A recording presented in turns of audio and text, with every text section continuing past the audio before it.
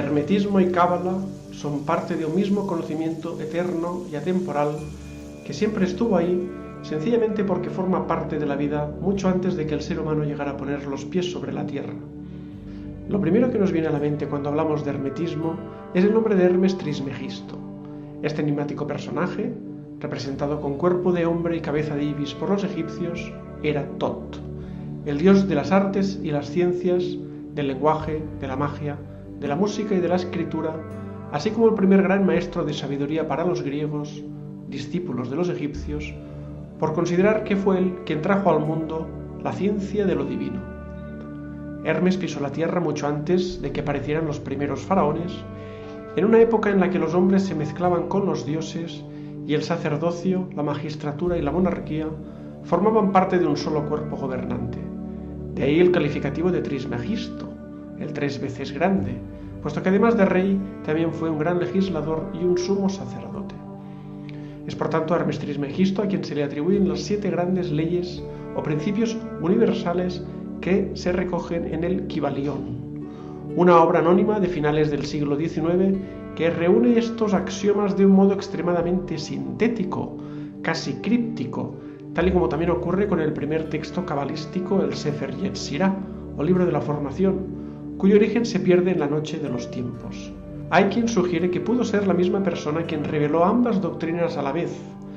aunque quizás sean más las voces que apuntan al mítico Abraham, contemporáneo de Hermes, como al autor de este antiguo tratado que muchos siglos después daría lugar a la Cábala hebrea o rama mística del judaísmo. Así, todo aquel que sienta un verdadero interés por desentrañar los misterios de la vida acabará sin duda por toparse con el hermetismo o con la cábala, puesto que ambas son ciencias esotéricas que nos hablan de una misma realidad, de la creación, ordenación y funcionamiento de la vida en toda su multidimensionalidad. Veamos pues a continuación el significado de estas 7 grandes leyes universales o principios herméticos tan ampliamente difundidos, pero en esta ocasión observándolos también bajo el influjo de la cábala y de este diagrama energético que es el árbol de la vida, que no deja de ser una figura perteneciente a la denominada geometría sagrada. Primera ley, mentalismo. El todo es mente, el universo es mental. Este principio nos dice que todo lo que existe proviene de una proyección mental cuya energía se ha ido condensando progresivamente a través de las 10 esferas del árbol de la vida hasta acabar plasmándose en el plano físico como algo aparentemente sólido y compacto. Podría decirse que vivimos inmersos en un gran holograma de creación mental, siendo esta la energía primigenia que emergió del Ain, el vacío, cuando la existencia despertó del sueño de la inexistencia y una inteligencia inefable de infinito amor y sabiduría, a la que solemos llamar Dios, quiso verse a sí mismo reflejado en la creación. A diferencia de lo que ocurre en los planos de manifestación física, donde toda creación requiere de materias primas que permitan su transformación en algo nuevo, como pueda ser la madera para la elaboración de muebles o del cemento para construir edificios, la creatividad mental no requiere de ninguna sustancia primera para crear cualquier otra cosa. Sirvan de ejemplo los autores de cuentos y novelas que dan vida a un sinfín de personajes y escenarios a partir de un único elemento, su mente. Segunda ley, correspondencia. Lo que está abajo es como lo que está arriba y lo que está arriba es como lo que está abajo para consumar el milagro de la unidad. Este principio se explica muy bien con la denominada geometría fractal, donde cada parte de un todo reproduce la totalidad a la que pertenece, solo que a una escala menor. Este es un fenómeno que no solamente se aprecia en el ámbito de las matemáticas, sino que también se observa en muchas estructuras de la naturaleza, como los copos de nieve, algunas flores, hortalizas, algas, corales, y en cierto modo también ocurre lo mismo con las células del cuerpo, pues a pesar de que puedan cumplir funciones muy distintas en el organismo, todas ellas poseen una misma información genética. También la Cábala contempla este mismo fenómeno de fractalidad, pues se dice que cada séfira o esfera del árbol contiene un árbol de la vida completo en su interior. Así entendemos que esta misma capacidad creadora que posee la conciencia cósmica o Dios para crear todo lo que existe, la posee igualmente el ser humano por ser este una pequeña réplica del mismo. Este es el macrocosmos y el microcosmos al que alude el célebre aforismo inscrito en el oráculo de Delfos: conócete a ti mismo y conocerás al universo y a los dioses. Tercera ley, vibración. Nada está inmóvil, todo se mueve, todo vibra. Este principio nos dice que todo es energía vibrando a una determinada frecuencia e intensidad, que todo está en continuo movimiento, que nada es fijo e inamovible y que todo está sujeto al cambio,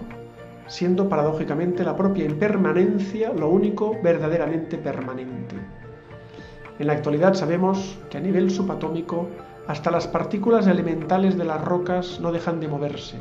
existiendo incluso una gran cantidad de espacio vacío en su interior. Este principio refuerza lo dicho anteriormente acerca de que nada es completamente sólido y compacto e incorpora el concepto de vibración, el cual añade la existencia de una fuerza magnética resonante que agrupa las energías por afinidad vibracional. Esto significa que cada pensamiento, cada sentimiento, cada emoción, cada palabra y cada acción no solo posee una frecuencia vibratoria determinada, sino que genera una fuerza atractora destinada a agrupar otras energías del exterior que resuenen con esa misma frecuencia. Y como cada ley hermética viene a concretar un poco más lo dicho en leyes precedentes, la enseñanza esencial de este principio es que siempre es uno mismo el que crea su propia realidad. En el árbol sefirótico vemos igualmente cómo cada esfera posee una vibración menor que la esfera de la que emanó, representando todas ellas las 10 dimensiones o aspectos objetivos del ser, y cada uno de los 22 senderos que las unen representan los aspectos subjetivos o actitudes que adoptamos ante la vida. Cuarta ley, polaridad. Todo es dual, todo tiene dos polos, todo su par de opuestos, los semejantes y los antagónicos son lo mismo, los opuestos son idénticos en naturaleza pero diferentes en grado, los extremos se tocan, todas las verdades son medias verdades, todas las paradojas pueden reconciliarse. Esta ley nos habla de dos fuerzas naturales que son opuestas y complementarias al mismo tiempo, básicamente debido a que ambas generan el flujo energético que da lugar a la vida. Un claro ejemplo es la inhalación y la exhalación, dos fuerzas opuestas que sirven a un mismo fin, respirar. Lo mismo ocurre con los latidos del corazón y con otros muchos fenómenos naturales. Este principio de polaridad también se aprecia a simple vista en el árbol de la vida de la Cábala, donde el pilar derecho, abstracto y expansivo, requiere del pilar izquierdo, concreto y receptivo, para que la energía pueda expresarse de un modo equilibrado, coherente y armonioso. De este modo, cuando nos posicionamos más en un pilar que en el otro, surge entonces la percepción de que algo es bueno o malo, justo o injusto, verdadero o falso, cuando en realidad ello lo único que nos indica es que nuestra percepción es incompleta. Quinta ley, ritmo. Todo fluye y refluye, todo tiene su periodo de avance y retroceso, todo asciende y desciende, la oscilación pendular se manifiesta en todas las cosas, la medida de su movimiento hacia la derecha es la misma que la de su movimiento hacia la izquierda, el ritmo es la compensación. La ley del ritmo siempre está presente en nuestras vidas, aunque a menudo no seamos plenamente conscientes de ello. Sin embargo, así lo indican los denominados ciclos circadianos, que de manera gráfica muestran los periodos de mayor y menor actividad física, mental y emocional de cada ser humano, en los que siempre se repite la misma pauta, ya que después de cada ascenso viene un descenso y después de cada descenso viene un ascenso. Estos ciclos naturales no pueden ser alterados voluntariamente, pero sí previstos. Así, quien conozca bien el funcionamiento de esta ley y de sus propios ritmos internos, podrá anticiparse a muchas subidas y bajadas energéticas, sabiendo hacer cada cosa a su debido tiempo. Pero esta ley no solo afecta a los procesos biológicos del cuerpo, sino que abarca todos los niveles de la creación. los ritmos y los ciclos están en todas partes. Los vemos en las rotaciones y traslaciones planetarias, cuyo efecto es el día y la noche, la subida y bajada de las mareas, las estaciones del año, las edades del hombre, las eras planetarias, y así sucesivamente hasta que los perdemos de vista en la infinitud del tiempo y el espacio. Este principio nos habla de la existencia de un orden global que rige todos los ciclos de la vida, del mismo modo que en la Cábala el término Sefirá significa ordenación. Esta es una de las primeras lecturas interpretativas que suele hacerse al estudiar el árbol de la vida, puesto que se trata de una sucesiva secuencia de emanaciones que van condensando progresivamente la energía hasta alcanzar la última Sefirá, Malhut, que es el reino de Dios en la tierra. Sexta ley, causa y efecto. Toda causa tiene su efecto, todo efecto tiene su causa,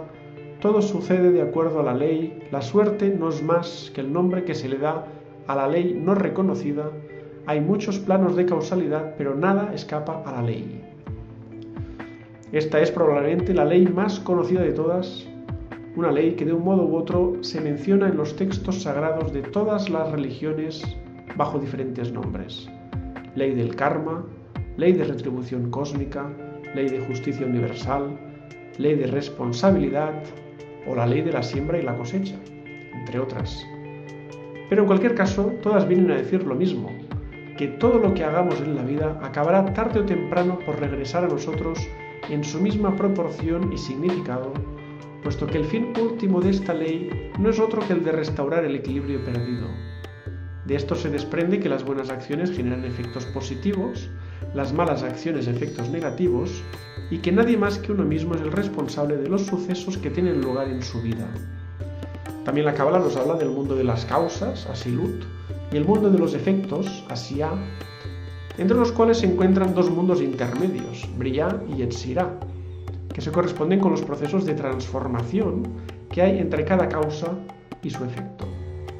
Sin embargo, como esta ley opera por igual en todos los planos de existencia, sin verse interrumpida por ningún tipo de limitación espacio-temporal, es lógico que a menudo no seamos capaces de relacionar cada efecto con su causa y ello nos induzca a sentirnos víctimas de la injusticia. Pero cuando esta ley es bien comprendida, uno descubre que no puede haber mayor justicia que la que establece este principio. Y para que esta ley pueda ser bien comprendida, la Cábala, lo mismo que cualquier otra doctrina espiritual en su dimensión esotérica, contempla el concepto de transmigración de las almas o reencarnación, que en hebreo recibe el nombre de Gulgulim, puesto que sin esta premisa no sería posible enlazar todos los efectos con sus causas, sino que solamente podríamos hacerlo con las de la presente encarnación. Séptima ley, género. El género está en todo contiene sus principios masculino y femenino. El género se manifiesta en todos los planos de la realidad. Este principio suele confundirse con el principio de polaridad, debido a que es también habitual referirse a los polos positivo y negativo, o activo y receptivo, como masculino y femenino. Sin embargo, la duda se despeja cuando entendemos que cada ser humano posee ambas polaridades, masculina y femenina, pero un solo género, el masculino o el femenino, de cuya unión surge el milagro de la vida. También la Cábala estudia ampliamente todos los procesos de gestación y formación hasta el momento de dar a luz a un nuevo ser con género masculino o femenino en función del tipo de experiencias que su alma se haya propuesto vivenciar. Bien, pues para terminar, solo quisiera añadir que estas 7 grandes leyes herméticas contienen otras muchas de menor envergadura cuya finalidad es desplegar todo este conocimiento hacia cualquier área de la vida, del mismo modo que la denominada Cábala práctica también pretende aplicar la ancestral sabiduría de la Cábala a la vida cotidiana para que ésta no quede relegada a un mero saber teórico. Hasta aquí el vídeo explicativo de esta conexión entre hermetismo y Cábala, dos ciencias sagradas que van juntas de la mano.